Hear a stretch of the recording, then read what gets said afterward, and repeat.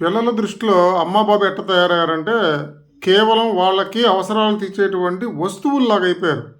ఉదాహరణకు TV, fridge, mobile, bike. వీటికి ఎంత విలువ ఉందో తల్లిదండ్రులకు కూడా అంతే విలువ ఉంది.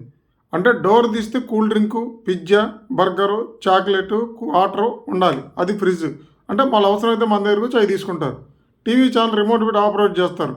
అంటే వాళ్ళకి కావాల్సిన ప్రోగ్రామ్ చేస్తారు. వాళ్ళు నవ్వాలన్నా, వాళ్ళు ఏడవాలన్నా, వాళ్ళు బజార్కి వెళ్ళాలన్నా వాళ్ళు చెప్పినట్టుగా మనం వాళ్ళకి కావాల్సినటువంటి ప్రొవిజన్ మనం ఏర్పాటు చేయాలి. అంటే డబ్బులు ఇవ్వాలి, బట్టలు ఇవ్వాలి, కార్లు కొనిపెట్టాలి, బైకులు కొనిపెట్టాలి, ఫీజులు కట్టాలి, ఇష్టం వచ్చిన కోర్సులు చేర్పించాలి తప్ప నువ్వు ఇన్వాల్వ్ అయ్యేవంటిది ఏమి ఉండదు. వాటికి ప్రాణం లేదు. వాళ్ళు చెప్పినట్టుగా ఆడతాయి ఈ ఫ్రిడ్జ్ కానీ, టీవీ కానీ, మొబైల్ కానీ. అంటే తల్లిదండ్రులు కూడా వాళ్ళకి అవసరాలు తీర్చడం కోసం, వాళ్ళ సంతోషం కోసం వాళ్ళకి కావాల్సిన ఏర్పాటు చేసేవాడే తప్ప వాళ్ళ జీవితాలకు సలహాలు ఇవ్వకూడదు, వాళ్ళకి నీతి చెప్పకూడదు, బతకడం చెప్పకూడదు, వాళ్ళకి నచ్చింది ఏది కూడా పిల్లలకి చెప్పకూడదు. చెప్పిన వాళ్ళు ఎటువంటి పరిస్థితుల్లో రిసీవ్ చేసుకోరు.